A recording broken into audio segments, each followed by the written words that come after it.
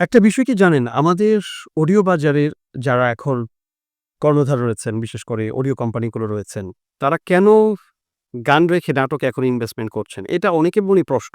কেন অডিও কোম্পানিগুলো আসলে গান রেখে নাটক বানাচ্ছেন কিংবা শর্ট ফিল্ম বানাচ্ছেন? আমাদের অডিও বাজারের কোম্পানিগুলো গান রেখে নাটকে ইনভেস্ট করার একটা প্রধান কারণ হচ্ছে আমাদের এখন অডিও বাজারটা নাই। অডিও বাজারটা যদিও এখন অনলাইনে চলে গিয়েছে। দেখা যায় Spotify, iTunes, TikTok, তারপর YouTube এগুলো থেকে একটা রেভিনিউ এখন জেনারেট হচ্ছে যদিও। কিন্তু কোম্পানি চালাতে গেলে আপনাকে টাকার ফ্লোটা থাকতে হবে।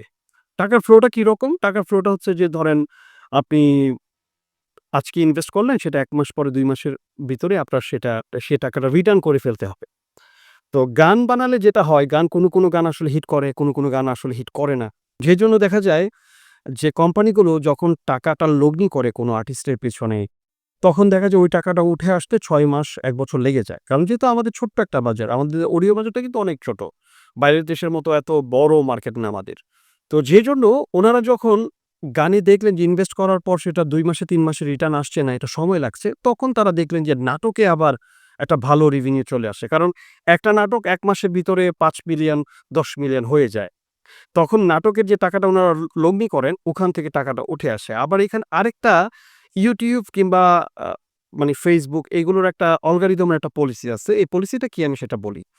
YouTube এবং Facebook এ আপনি যত লং ভিডিও দিবেন, দেখা গেল যে ৩ মিনিটের একটা ভিডিওতে একটা বিজ্ঞাপন আসে। আর ১ ঘন্টার একটা ভিডিওতে আপনার বিজ্ঞাপন দেওয়া যায় ১৪ টা ১৫ টা।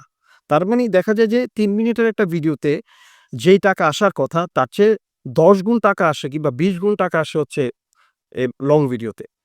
তো এইজন্য তারা পরবর্তীতে চিন্তা করল যে আমরা যদি মিউজিক ভিডিওতে ইনভেস্ট করি তাহলে ১ মিলিয়ন ভিউজ হয়তো আমরা $১০০ কামাবো। আর যদি সেই জায়গায় যদি আমরা একটা নাটকে ইনভেস্ট করি, ওখান থেকে প্রায় $১,০০০ চলে আসবে। মানে প্রায় ১০ গুণই ধরলাম। তার মানে ১ মিলিয়ন ভিউজে যদি $১০০ আসে, গানে একটা মিউজিক ভিডিওতে সেটার খরচ মোটামুটি নাটক একটা বেসিক নাটকের কাছাকাছি।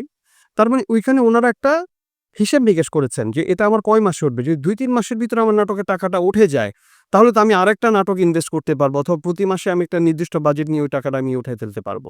এবং নাটকের চাহিদাটা এখন অনেক বেশি। মানে মিউজিক ভিডিওর তুলনায় কিংবা গানের তুলনায় বাংলাদেশের নাটকের চাহিদাটা এখন প্রচুর বেশি এবং বিশেষ করে ছোট ক্লিপসে কিন্তু Facebook থেকে ইনকাম হচ্ছে। তা মানে রেগুলার আর্নিং চলে আসতেছে। YouTube থেকে রেগুলার আর্নিং চলে আসতেছে। বাট অডিওর যে মার্কেটটা সেটা হচ্ছে যে শুধু একমাত্র কয়েকটা প্ল্যাটফর্ম যেমন আগে আমাদের কলার টিউন ছিল। এখন কলার টিউনের বাজারটা ঐরকম আহামরি নেই। যদিও অল্প স্বল্প কিছু ইনকাম হয় যেটা দিয়ে আসলে একটা কোম্পানি চালানো সম্ভব না। তো এইভাবে কিন্তু আমাদের অডিও বাজারটা নষ্ট হয়ে গেল। আমরা যদি দেখি বিগত ৬-৭ বছর ধরে অডিও কোম্পানিগুলো প্রচুর নাটকে ইনভেস্ট করছে। গানে তেমন একটা ইনভেস্ট করছে না। হয়তোবা ১ মাসে কিংবা ২ মাসে ৩ মাসে ১ টা ২ টা করে গান তারা ইনভেস্ট করেছে। কারণ গানে আসলে রিটার্ন আসাটা খুব কঠিন। তবে হ্যাঁ, যাদের অডিও গান ভাইরাল হয়ে যায়, যাদের অডিও গান রাতারাতি হিট হয়ে যায় কিংবা যাদের একটা ব্যাংক আছে, ধরেন আপনার ৫০০ গানের ব্যাংক আছে, আপনি একটু মোটামুটি সুবিধাজনক অবস্থানে থাকতে পারবেন। নাটকটাকে একেবারে বেশি প্রায়োরিটি দিচ্ছে। কারণ যেহেতু যেখান থেকে বিজনেস আসবে, দিন শেষে তো অডিও কোম্পানিগুলো তো উনারা বিজনেসম্যান। সো বিজনেস না হলে তো উনাদের অফিস চলবে না। উনারা নতুন কোনো প্রোডাকশন নামাতে পারবে না। সো বিজনেসটাকে তো আগে দেখতে হবে। তো এইজন্য উনারা নাটকে ইনভেস্ট করছে, ছোট শর্টস ক্লিপসে উনারা ইনভেস্ট করছে। তারপর অনেকে আবার আছে ওয়েব সিরিজে ইনভেস্ট করছে। তো এইজন্যই হচ্ছে আমাদের অডিও বাজেটটা এখন নাই। অডিও বাজেটটা ধীরে এখন গ্রো করছে। যদি অনলাইন মার্কেটটা বাংলাদেশে আরেকটু মোটামুটি জনপ্রিয় হয়, যেগুলোর কথা বলছি, ভালো কিছু রেভিনিউ আসে তখন অডিও বাজারটা হয়তোবা দাঁড়িয়ে যাবে। তো যাই হোক, আজকে অনেক কিছুই বললাম, আপনাদের সাথে শেয়ার করলাম। সবাই ভালো থাকুন, সুস্থ থাকুন। আজকের মতো বিদায়। আল্লাহ হাফেজ।